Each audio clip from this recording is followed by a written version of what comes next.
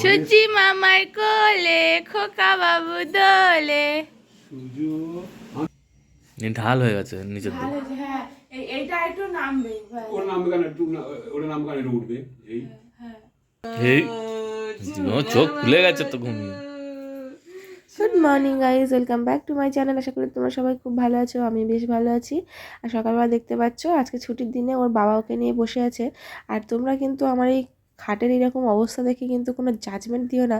এই কারণে বলছি, আজকে ছুটির দিন আর আমার বাবু হওয়ার পরে আমরা প্রায়ই মানে প্রত্যেক সপ্তাহে বেড কভার চেঞ্জ, এমনকি সপ্তাহের মাঝখানেও হয়ে যায় বেড কভার চেঞ্জ। আর মশারি টুশারি সব চেঞ্জ করে খোলা হয়ে কাচতে দেওয়া হয় প্রতি সপ্তাহে। মাঝে মাঝে মশারিটা 15 দিন হয়ে যায়, কিন্তু বিছানাটা প্রতি সপ্তাহে এরকমই কাচা হয়। আর বাকি যে জিনিস, যেহেতু এখন শীতকাল, তাই বাকি জিনিসপত্রগুলো সব রোদে দেওয়া হয়। তো সেটাই আজকে হবে। এবারে সকালবেলা আমি সব কিছু করে নিতাম, কিন্তু আজকের এই যে তোমাদেরকে দেখাচ্ছি, যে জিনিসটা প্রথমে দেখালাম সেটার ব্যাপারে আমি বলছি।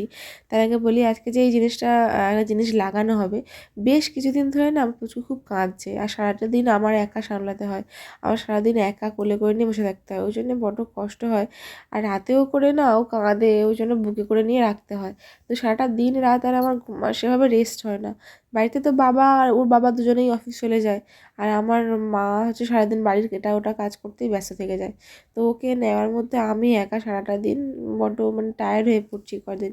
তো ওই জন্য ভাবছি একটা দোলনা অর্ডার দেবো বলে ভাবাটাই মানে কাজে পরিণত হয়েছে আর কি। দুজনে মিলে একটা অর্ডার দিয়েছিলাম মিশো থেকে, একটা দোলনা দেখতে দেখতে অর্ডার দিয়েছিলাম। এবারে সেইভাবে দোলনা যে টাঙানোর সেই ব্যাপারটা, তো আমার বাবা মা ফ্ল্যাটে চলে আসার পরে ওরকম বড় বারান্দা নেই যে একটা দোলনা টাঙিয়ে দেবে, সেরকম তো নেই। এখন একটা করে যে হুক, যেটা ফ্যান লাগানোর যে রডগুলো থাকে তার মধ্যেই লাগাতে হবে। আর যেহেতু এখন শীতকাল, একটা সুবিধা হয়েছে, ওখান থেকে ফ্যানটা খুলে নিয়ে ওখানে লাগানো যাবে।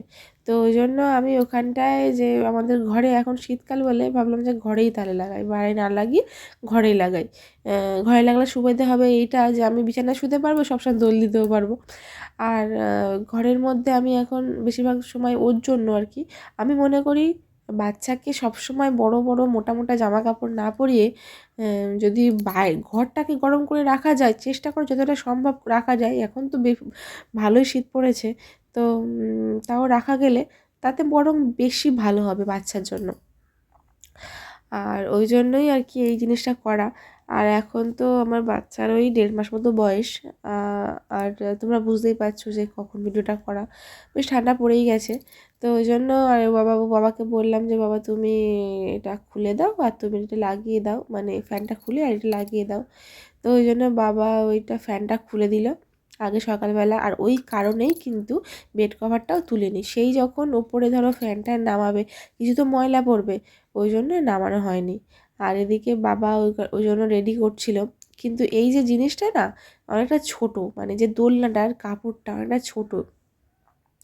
এবারে আমাদের যেখানে ফ্যানের রডটা আছে ওখান থেকে বেশ অনেকটা নিচু করতে হবে, তো তার জন্য বাবাকে অনেকটা খাটতে হয়েছে। তো সেই ব্যাপারটা আমি পুরোটা তোমাদের সঙ্গে শেয়ার করব, যখন থেকে জিনিসটা ফিট করছে শেষ পর্যন্ত।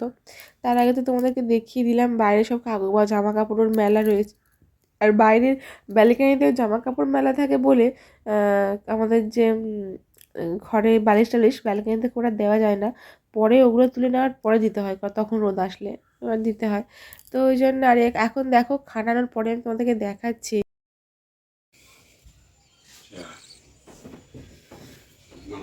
আমি এটা এখানে ধরবো, তাহলে মেজারমেন্টটা ঠিকঠাক হবে।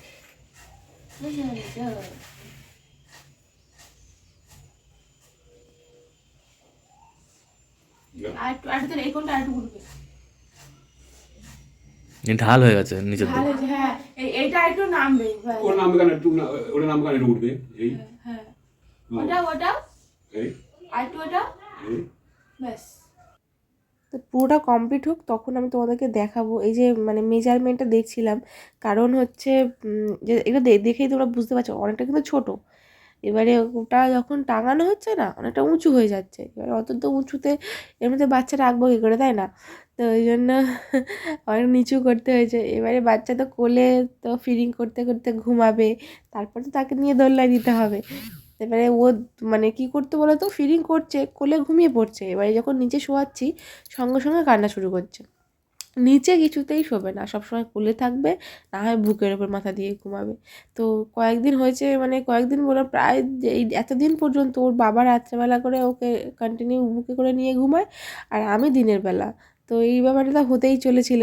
তো তারপরে আমি যেহেতু সারাটা দিন একটু রেস্ট পাই না, এবারে যতই বাবা বুকে করে নিক না কেন, একটা ছোটো বাচ্চার তার ফিডিং করানো, এবারে বাচ্চা তো অনেকক্ষণ দিয়ে কোলে থাকে, তাই না? আমার একটু কষ্ট হচ্ছে কিছুদিন ধরে, কারণ প্রথম দিকে বলতে গেলে আমি একদমই রেস্ট পাইনি। সিজার হওয়ার পরে এত বড় একটা ওটি হওয়ার পরে আমি কিন্তু এক ফোঁটা রেস্ট পাইনি, বা এক ফোঁটা নিজের জন্য কিছু হয় না আর কি। এটা স্বাভাবিক হয় না, আমি কাউকে বলছি না, আমি জাস্ট ফ্যাক্টটা বলছি, যেটা হয় না। তো সেটাই। যাই হোক, দেখো এখন ও দোলনাতে ওকে দিয়ে দিয়েছে। এবারে পুরো যখন দোলনাতে দেওয়ার পরেও না বেশ অনেকটা উঁচু লাগছে, তো ওই জন্য বাবা আরও একটু নিচু করেছে। আর ও প্রথমবারে যখন দোলনাতে দেওয়া হয়েছে, ও না কি কেঁদে উঠেছে, মানে ও তো প্রথমবারে এটার ব্যাপারে জানছে। আগে তো এই 1.5 মাসে এইরকম একটা ফিল পায়নি, তো যে দোলনার ব্যাপারটা প্রথমবার উঠেছে। এবার এই দোলনাটা না আবার একটু ঘুরছিল, তারপরে এই ওপর দিকটা যখন টাঙানো ছিল পুরো সরু হয়ে গেছিলো।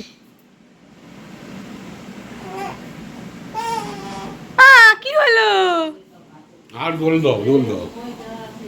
হ্যাঁ, দোলে কে দোলে?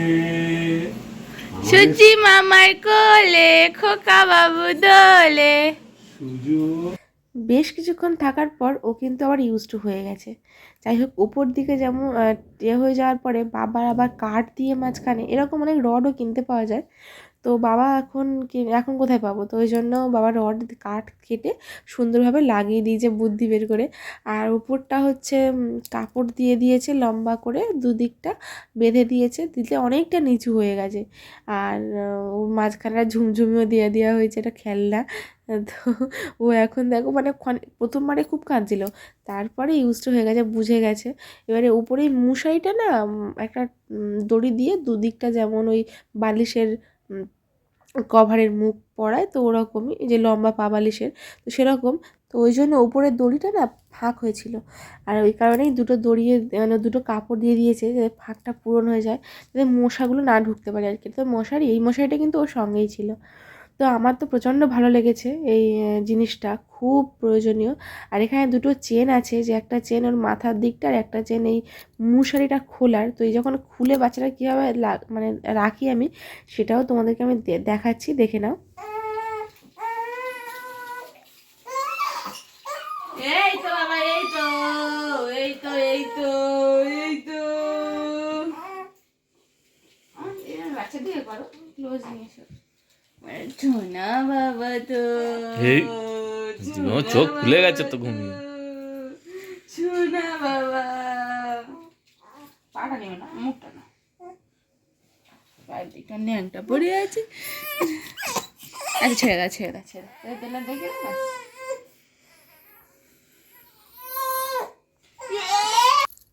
আর এই যে দেখতেই পেলে কি সুন্দর সিস্টেমটা, জিনিসটা আবার নিচে আবার চেনটা মেরে দিলে একদম মশা ঢোকার কোনো ভয় নেই।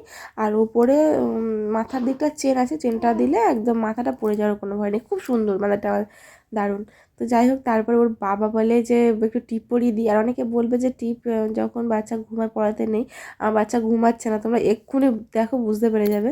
ও কিন্তু ঘুমাচ্ছে না, হালকা একটু মানে চোখটা টিক টিক করছিল ওর আর কি। একবার ঘুমাচ্ছে, একবার জাগছে, এরকম দেখো তোমরা দেখলেই বুঝতে পেরে যাবে। তো চলো, এখন ভিডিওটা আমি এখানেই শেষ করছি, আর দেখা হচ্ছে অন্য কোনো ব্লগে। আর হ্যাঁ, এই জিনিসটা কেমন লাগলো অবশ্যই কিন্তু সবাই জানাবে। আমার কিন্তু বেশ ভালো লেগেছে, যাদের এরকম জিনিস প্রয়োজন খুব ছোট ছোট ঘরের জন্য, যেখানে বড় দোলনা লাগানো যাবে না, তো এটা কিনতে পারো। আমার তো খুব প্রয়োজনীয় আর খুব আমার কাজে লাগলো। যাই হোক, ভিডিওটা এখানে শেষ করছি, দেখা হচ্ছে অন্য কোনো ব্লগে। সবাই খুব ভালো থেকো, টাটা।